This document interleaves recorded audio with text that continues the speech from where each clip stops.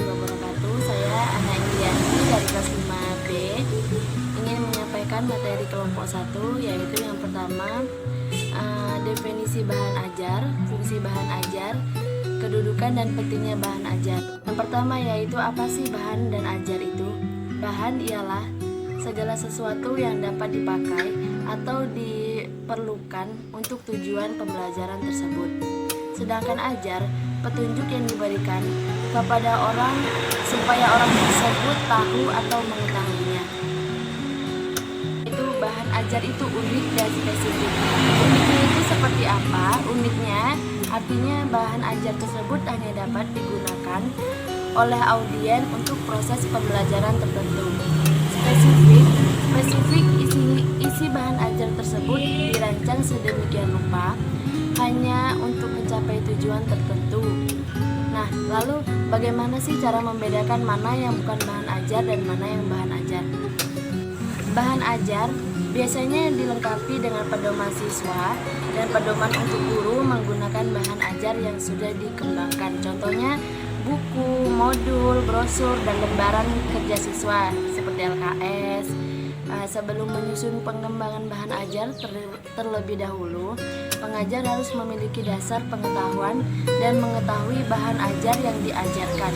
Pengajar mampu menjabarkan atau mengembangkan pokok bahas yang dipilih dalam silabus yang dibuatnya sendiri.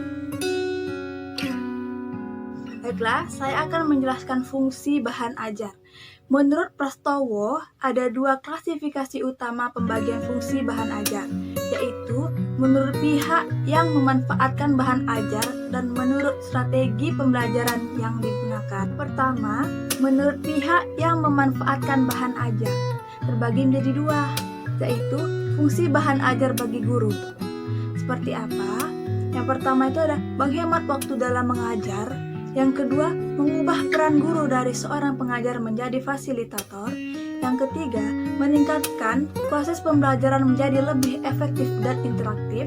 Yang keempat, pedoman bagi guru yang akan mengarahkan semua aktivitasnya dalam proses pembelajaran. Dan yang terakhir itu, ada alat evaluasi pencapaian atau penguasaan hasil pembelajaran. Fungsi bahan ajar bagi siswa. Yang pertama, ada siswa dapat belajar kapan saja dan di mana saja. Yang kedua, siswa dapat belajar tanpa harus ada guru ataupun temannya. Yang ketiga, siswa dapat belajar dengan kecepatan masing-masing. Yang keempat, siswa dapat belajar berdasarkan urutan yang dipilihnya sendiri. Yang kelima, dapat membantu potensi siswa untuk menjadi pelajar atau mahasiswa yang mandiri.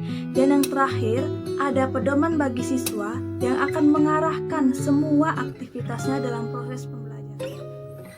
Yang kedua, fungsi bahan ajar menurut strategi pembelajaran yang digunakan.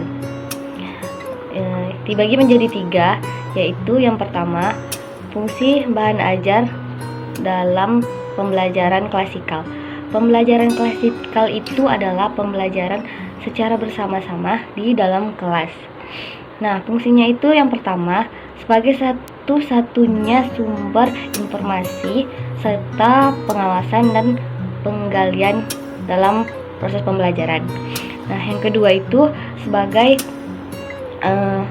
bahan pendukung proses pembelajaran. Kedudukan dan pentingnya bahan ajar dalam proses pembelajaran. Yang pertama, mencerminkan suatu sudut pandang yang tajam dan inisiatif mengenai pengajaran serta mendemonstrasikan aplikasinya dalam bahan ajar yang disajikan.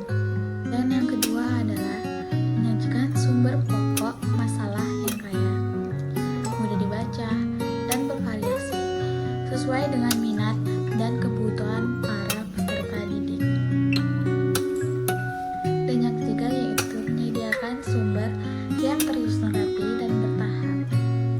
Keempat, menyajikan metode dan sarana pengajaran untuk memotivasi peserta didik. Dan yang terakhir yaitu menyajikan bahan atau sarana evaluasi remedial yang serasi dan tepat guna. Pentingnya pentingnya bahan ajar dalam pendidikan. Pentingnya bahan ajar dalam kegiatan pembelajaran dapat dianalogikan seperti pentingnya bahan-bahan untuk memasak. Sama pentingnya dengan bahan ajar, juga merupakan bagian penting dalam pelaksanaan pendidikan. Melalui bahan ajar, guru akan lebih mudah dalam melaksanakan pembelajaran dan siswa akan lebih terbentuk dan mudah dalam belajar.